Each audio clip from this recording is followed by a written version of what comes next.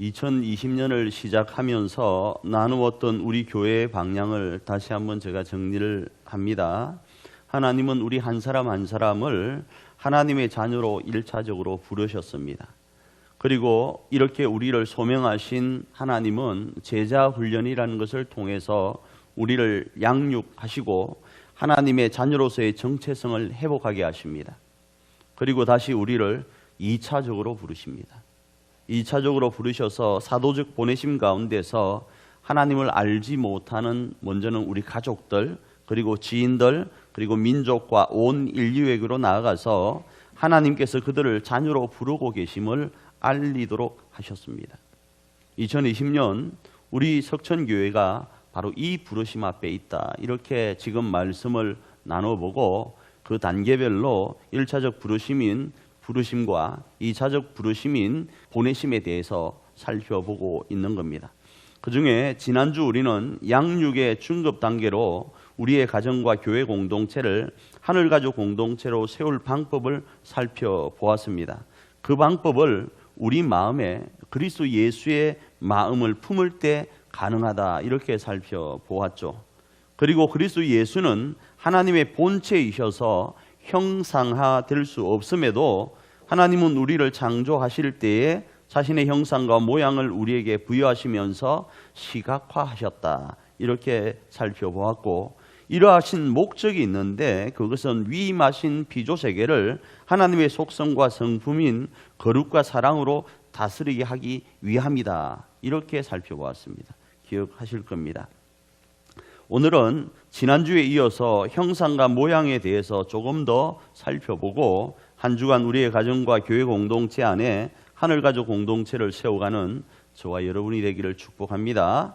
자, 그러기 위해서는 먼저요, 형상과 모양을 알기 위해서는 구조와 기능을 통하여서 하나님의 형상과 모양의 가치를 살펴보아야 됩니다. 왜 구조와 기능이란 단어를 쓰는지 그 이유를 말씀드리면, 여기서 구조와 기능이라 하면요, 형상과 모양이 지향하는 것이 있습니다. 지향하는 것을 감지하는 것과 달성하기 위한 것으로서의 구조와 기능이에요.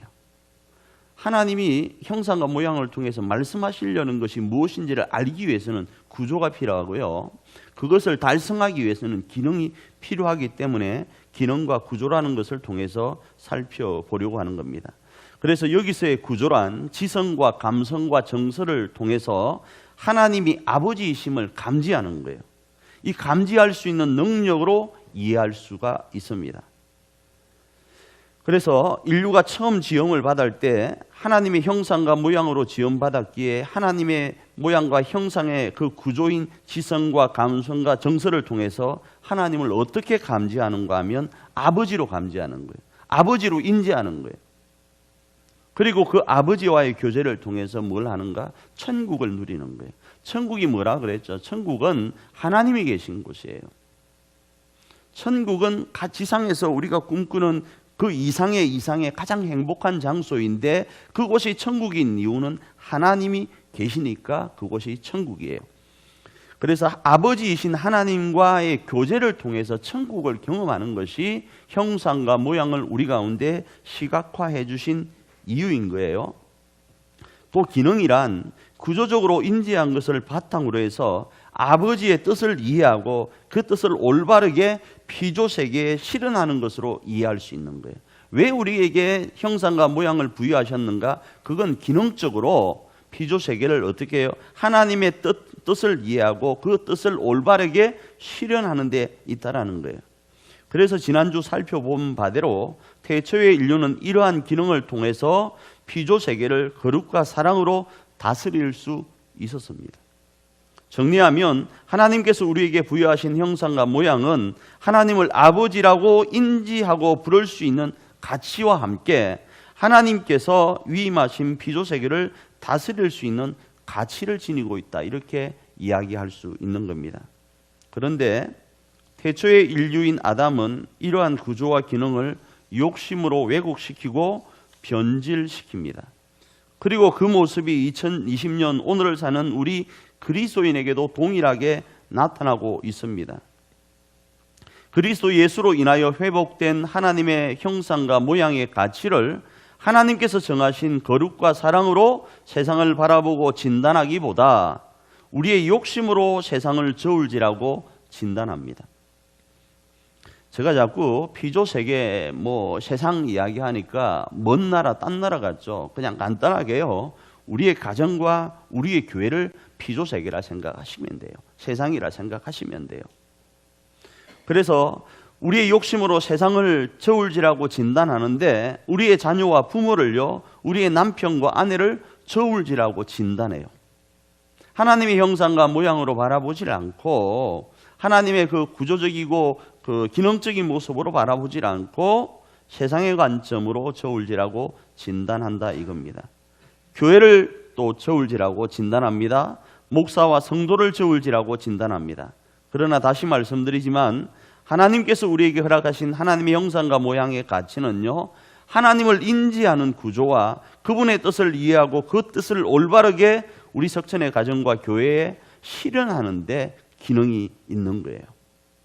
그러기에 우리는 우리 석천의 가정과 교회 공동체를 하나님의 형상과 모양으로 바라보고 진단할 수 있는 양육을 받아야 되는 거예요.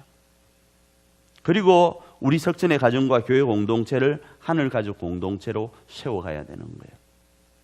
자, 그러기 위해서는요, 첫째, 욕심스러운 세상의 가치를 내려놓아야 됩니다. 베드로전서 1장 14절입니다. 한번 읽어볼까요? 너희가 순종하는 자식처럼 전에 알지 못하던 때에 따르던 너희 사욕을 본받지 말고, 이렇게 말씀합니다. 세상의 가치인 우리의 사욕을 내려놓지 않으면 절대로 하나님의 형상과 모양의 가치를 잡을 수 없어요. 세상의 가치인 우리의 사욕에 대하여 하나님은요, 사도 바울을 통하여 조금 강한 표현을 사용하고 있습니다. 고린도전서 10장 21절입니다. 읽습니다. 너희가 주의 잔과 귀신의 잔을 겸하여 마시지 못하고 주의 식탁과 귀신의 식탁에 겸하여 참여하지 못하리라, 이렇게 말씀합니다. 제가 누누이 말씀드리잖아요. 사랑과 어둠은 공존할 수 없습니다. 자, 이 말씀은요, 지금 이 고린도 전서에 나오는 이 말씀은요, 단순히 우상 숭배와 하나님을 예배하는 것에 대해서 비교하는 것으로 이해할 수 있는데 그렇지 않습니다. 그 당시 우상 숭배, 다시 말해서 귀신의 잔은 시대의 문화이자 생존의 필수 조건이었습니다. 우상 숭배를 하지 않으면 생명의 위협뿐만 아니라 생계를 유지하기도 어려웠습니다. 생계하니까 멀게 느껴집니까? 그러니까 그 시대의 문화라고 할 수 있는 우상 숭배, 다시 말해서 귀신의 잔을 거부하면요, 아이들을 학원에 보낼 수가 없어요. 아이들의 먹거리조차도 해결해 줄 수가 없었습니다. 월세는 고사하고요, 공과금과 카드값은 고사하고요, 사회생활을 할 수 없는 상태가 될 수도 있는 것이 이 우상숭배에 참여하지 않을 때입니다. 동네 사람들이 다 우상숭배하러 가요. 나만 안 가면 내가 그 공동체 안에 살 수 있겠어요? 못 살게 되는 거예요. 한번 제가 길드라는 이야기를 드린 적이 있었습니다. 조합과 같은 거예요. 그 조합에서 나만 낙동강 오래알처럼 있으면 그 조합 안에서의 활동을 할 수가 없는 거예요. 그래서 이것을 사욕으로 표현하는 것이 지나친 것처럼 느껴질 수 있습니다. 그러나 이것 또한 하나님 안에서는 사욕이 됩니다. 좀 강하죠. 그 이유가 뭔가 하면 그리스도인은 하나님이 정하신 방법으로 세상을 하늘나라로 세우도록 사도적 보내심 가운데 있기 때문인 거예요. 그 사명을 받은 사람이 누구인가 하면 우리이기 때문이에요. 세상은 그걸 모르기 때문에 우상 숭배라는 것을 통해서 이 땅에 자신의 행복의 나라 바벨탑을 쌓으려고 해요. 그러나 하나님은 우리를 부르셨을 때는 사도적 보내심 가운데서 이 일을 감당하라고 하신 거예요. 금요일 날 여러분이 안 나오시지만 은혜의 복음을 전하도록 부르셨다라는 거예요. 다르게 표현하면 하나님의 형상과 모양의 가치로 이 땅을 다스리도록 부름받은 사람이 우리이기 때문에 세상의 가치로 살아가지 말라라는 거예요. 그게 심지어 우리가 공과금을 내는데 어려움을 당한다 할지라도요, 우리가 카드값을 내는데 어려움을 당하고 사회생활을 하는데 어려움을 당한다 할지라도 우리 그리스도인이 가져야 될 가치는 딱 정해져 있어요. 옛날에 회사를 다닐 때 술 한잔 하지 않으면 사회생활하기가 어려웠습니다. 지금은 여러분 자유라는 게 있고 인권이라는 게 있잖아요. 옛날에는 그렇지 않았잖아요. 그런데 그것 때문에요. 얼마나 목숨을 걸고 어려움과 핍박을 받은 믿음의 선배들이 있었습니까? 그들이 기독교를 세웠어요. 주일 1사주는 일하고 1사주는 쉬고 2사주는 특근하는 날이 어마어마하게 많았습니다. 그때 주일을 지키기 위해서 살아왔던 믿음의 선배들이 이 교회를 지금껏 세워왔던 거예요. 그리고 그 속에서 참 그리스도인들은 믿을만 하구나. 주일 때문에 회사는 안 나오지만 저 사람들은 믿을 수 있는 사람이야 하면서 자신들이 가지고 있던 신앙의 정체성으로 신뢰받는 그리스도인이라는 이름을 만들었는데 그 신뢰받은 이름 앞에 우리가 그 원칙을 깨어버리니까 지금은 한국 교회와 그리스도인이 흔들리고 있는 겁니다. 그렇기 때문에 우리는 하나님의 형상과 모양의 가치로 이 땅을 다스리도록 부름받은 사람인 것을 아셔야 돼요. 태초의 인류인 아담의 범죄도 신학적으로 여러 표현으로 정의할 수 있을지 모릅니다. 그러나 아담의 행위가 문제가 된 이유는요, 한 가지예요. 하나님의 형상과 모양을 언약 파기라는 것으로 파기했기 때문인 거예요. 여기에 변명이 없을 것 같습니까? 공과금 내야 된다. 사회생활 해야 된다. 월세 내야 된다. 카드값 갚아야 된다. 애들 학원 보내야 된다라는 핑계가 없었을 것 같습니까? 여기에도 핑계는 있었습니다. 고린도 교회가 귀신의 잔을 마시는 것이나 오늘날 우리가 하나님의 형상과 모양의 가치보다 현실의 가치를 우선시하면서 그럴 수밖에 없다라는 당위성과 그럴 만한 이유와 변명을 가지고 있는 것처럼 아담에게도 그럴 만한 변명이 있었음을 창세기를 통해 우리는 발견할 수 있어요. 그러기에 오늘날 동일한 아담의 범죄는 그 결과 또한 오늘을 사는 우리에게 그대로 적용됩니다. 아담은 범죄의 결과로 하나님 앞에 설 수 없는 벗은 자신의 모습을 발견합니다. 창세기 3장 10절 앞부분입니다. 있습니다. 이르되 내가 동산에서 하나님의 소리를 듣고 내가 벗었으므로 거룩한 눈과 사랑의 마음으로 바라보고 행복을 노래하던 자신의 뼈 중에 뼈이고 살 중에 살인 하와를 바라볼 때도 하와가 벗었음을 기억한 거예요. 바라본 거예요. 처음에 안 벗었겠습니까? 처음에는 아름다움이었습니다. 조금 전까지는 고결한 모습이었습니다. 부끄럽지 않는 모습이었어요. 아담에게 하와는요. 그런데 하나님 앞에 하나님의 형상과 모양의 그 모습을 파기하는 순간 부끄러워진 거예요. 부끄러워서 뭘 합니까? 무화과 잎으로 몸을 가립니다. 이어서 아담은 하나님의 형상과 모양의 가치가 아닌 세상의 잣대와 계산기로 하나님과 자신과 주변을 바라봅니다. 이 말은 하나님을 지성과 감성과 정서라는 구조를 통하여 아버지와 아들이라는 시선으로 서로 바라보고 교제하는 것이 아니라 창조주와 피조물로 바라보게 되는 거예요. 여러분, 가족 간에, 교회 간에, 성도 간에 사실이 있어요. 사실이 있잖아요. 그게 맞는 말이에요. 근데 맞는 말도 할 때가 있고 안 할 때가 있어야 돼요. 맞는 말이라고 막 해버리면 안 돼요. 다른 어떤 시선으로 바라보아야 될 때가 있습니다. 창조주와 피조물의 시선은 당연합니다. 그러나 창조주이신 하나님과 피조물인 우리가 그 진실하고 그 사실적인 것으로 바라본다면 함께 할 수 없는 존재예요. 너무나 당연한 거 아니겠어요? 차이가 나도 너무 차이가 나는 존재예요. 그런데 하나님이 우리에게 허락하신 지성과 감성과 정서라는 그걸 통해서 바라볼 때는요, 하나님은 우리 아버지인 거예요. 아담은요, 하나님의 자녀인 거예요. 그 자녀로 바라보고 교제하는 거예요. 근데 그게 깨어지니까 사실이지만 그 하나님이 두렵기 시작하는 거예요. 그래서 자신을 숨깁니다. 창세기 3장 10절 뒷부분입니다. 읽습니다. 두려워하여 숨었나이다. 왜요? 벗었기 때문에요. 보여줄 거 다 보여줬는데요. 지금까지 창조되고 나서 이 범죄하기 전까지 하나님과 아담은요, 함께 아담이 빨가벗은 상태에서 하나님께 보여줄 거 다 보여주면서 뭐 했습니까? 교제했는데요. 지금에 와서 갑자기 창피해졌다 이거예요. 그리고 그 창피한 책임을 누구한테 전가하겠습니까? 자신에게 찾지 않습니다. 자신을 정당하며 하나님과 가족과 피조 세계를 핑계거리로 삼는 거예요.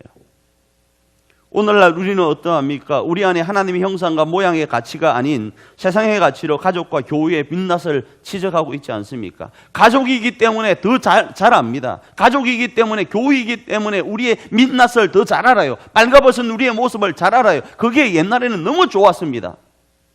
그런데 어느 순간부터는 그 민낯을 지적하는 거예요. 그리고 다른 데하고 비교하는 거예요. 그죠? 자기가 잘못했음에도 불구하고 그 민낯 어린 그 모습을 원인과 핑계 삼는 거예요.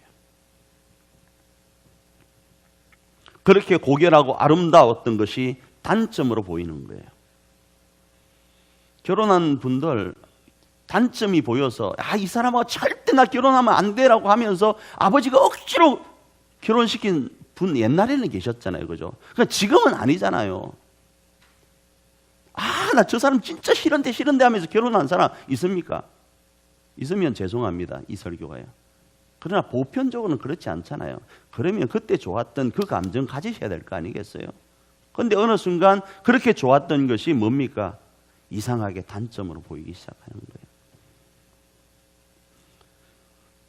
그리고 자꾸 누군가와 무엇과 비교하면서 가족이라고 알게 된 그 친밀한 모습을 정죄의 모습으로 가장 사랑하는 가족의 가슴에 비수를 꽂습니다. 이러하기에 욕심스러운 세상의 가치를 내려놓고 다시 하나님 앞에 서야 돼요. 그리고 다시 이제요, 그렇게 세상의 가치를 내려놓았다면 하나님의 형상과 모양을 회복하여야 됩니다. 그 회복하기 위한 과정이 지금 양육이라고 말씀을 드리는 거예요. 그 방법을 잠깐 간단하게 소개합니다. 양육에 대한 중급 단계입니다. 지금 간단하게 말씀을 드리면요, 우선적으로 여러분의 담임 목사를 통해 주어지는 설교 말씀을 되새기셔야 돼요. 제가 이 말하니까 목사님 자기 설교 저도 처음에 그랬었어요. 처음에 개척을 하고요, 전도를 못 하겠습니다. 왜요? 내 설교 들으러 오라고 하는 것처럼 느껴져서 전도를 못 하겠어요. 근데 그게 아니었어요. 내가 내 말 할 것 같으면 여러분 올 필요가 없잖아요.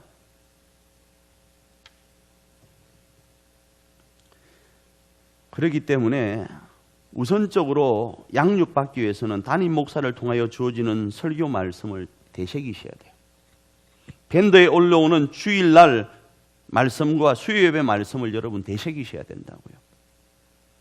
우리 석천의 교회가 찬양하고 기도하는 내용을 함께 공유하고 되새겨야 됩니다. 이게 양육의 첫 번째예요.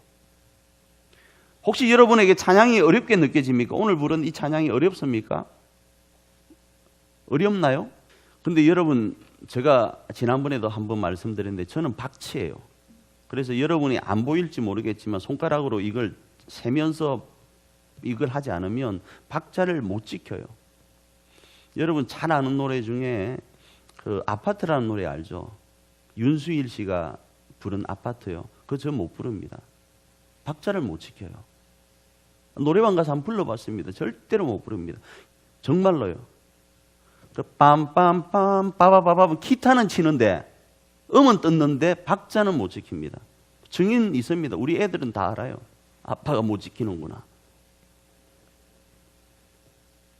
그런데 아파트 박자보다 이게 더 쉬워요. 저에게는 유행가보다요 이게 더 쉬워요. 박자가요.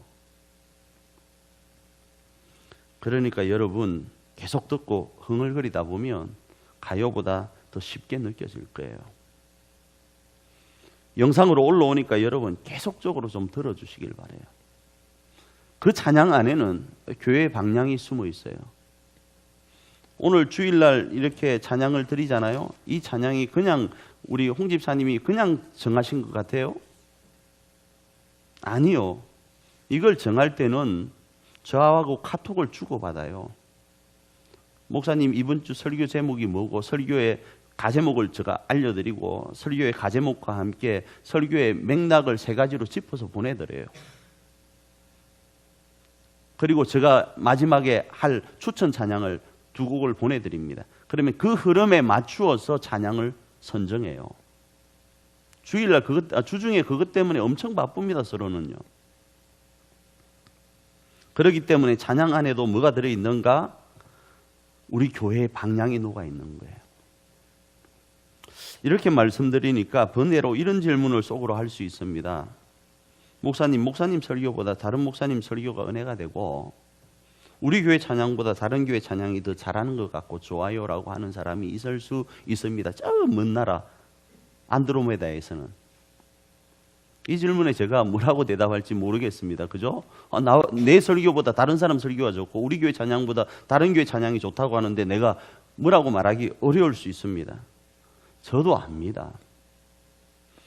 저보다 설교 잘하고 하나님께 능력 있게 쓰임받는 많은 분들이 있잖아요. 우리 교회보다 더 찬양 잘하고 훨씬 나은 인기와 실력을 가진 많은 찬양단이 있잖아요. 그러나 여러분, 제가 세상에서 제일 잘난 목사는 아니어도요, 우리 석천가정과 교회 공동체를 하늘가족 공동체로 가장 멋지게 세울 목사는요, 유일하게 저예요. 안 믿기죠? 그게 사실이에요. 목사님 어디서 그런 자존감? 아니, 이 석천교회는 저밖에 없다고요. 조영규 목사님 여기 와서 하실 것 같아요? 예? 여러분이 유명하게 여기는 분 누굽니까? 이찬수 목사님 여기 와서 설교하고 이 교회 이끌어 가실 것 같아요? 안 합니다. 저밖에 없다니까요. 마찬가지로 우리 교회의 찬양이 세상에서 우리 석천 가정과 교회 공동체를 하늘가족 공동체로 가장 멋지게 세울 은혜로운 찬양인 걸 여러분이 아셔야 돼요. 다른 멋있는 찬양단 우리 교회 안 와요. 여기 왜 옵니까 그들이? 그 교회가 멋있는데 그렇게 비교하면 여기에 다른 유명한 목사님이 왜 옵니까? 세상적 가치로 판단하면 그곳이 더 멋있는데 여기 안 와요. 적어도 우리 석천의 여러분에게는 그러해야 돼요. 이래야 되는 이유를 두 가지만 말씀을 드리면, 하나는 우리는 미우나 고우나 한 가족이기에 하나님께서 바울을 통하여 말씀하신 것 같이 같은 말, 같은 마음, 같은 뜻으로 석천이라는 가정과 교회 공동체를 하늘가족 공동체로 세워가야 될 사명자들이기 때문에 그래요. 고린도전서 1장 10절입니다. 읽습니다.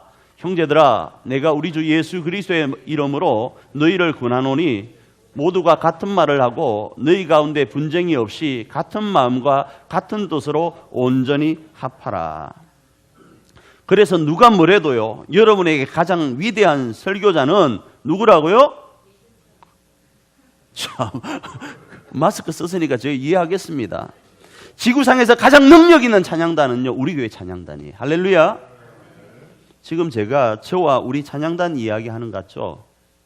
그래요, 맞아요. 그러나 우리 석천의 가정과 교회 공동체 가족들 모두에게 그래야 되는 거예요.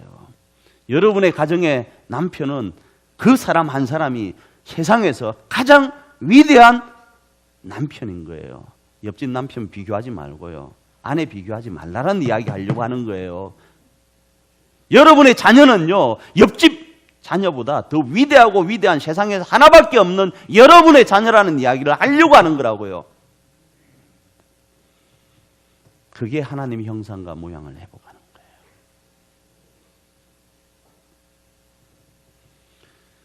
또 하나는요, 하나님께서 수많은 교회 중에 어떤 교회도 흉내낼 수 없는 우리 석천 교회에 허락하신 사명의 방향, 사역의 방향이 있습니다. 그 사역을 위해서 하나 되어야 하는데 그 방향에 대한 가이드는요, 담임 목사를 통해 선포되는 말씀과 우리 교회의 모든 활동 가운데 있기 때문에 그래요. 그러기에 중직자들은요, 교회 모든 공예배에 빠짐없이 참석하는 것이 가장 기본이에요. 양육 다른 거 필요 없습니다. 성경 공부도 필요 없어요. 가장 기본은 공예배 참석하는 거예요. 제가 금요일 날 어떤 설교했는지 여러분 아십니까? 지금까지 제가 여기 와서 금요 예배했던 거 여러분 다 기억하세요? 기억 못할 겁니다. 왜? 참석 안 했으니까. 수요 예배 한 거 왜? 참석 안 했으니까 모를 거예요. 그런데 공예배에 참석하지 않고 교회의 어떤 것들을 운영해 나간다? 그건 거짓말이에요. 제가 수요일 날 설교했던 거 다른 날 언제 할 것 같습니까? 안 합니다. 목사님의 목회 방향이 무엇입니까? 라고 나에게 물어본다면 나는 목요일 날, 나는 수요일 날, 나는 금요일 날 다 이야기했어요. 오후 예배 때 다 이야기했어요. 주일날 다 이야기했어요. 근데 지금에 와서 목사님의 목회 방향이 뭡니까? 나에게 물어본다면 내가 또 뭔 이야기를 해요? 이해되세요?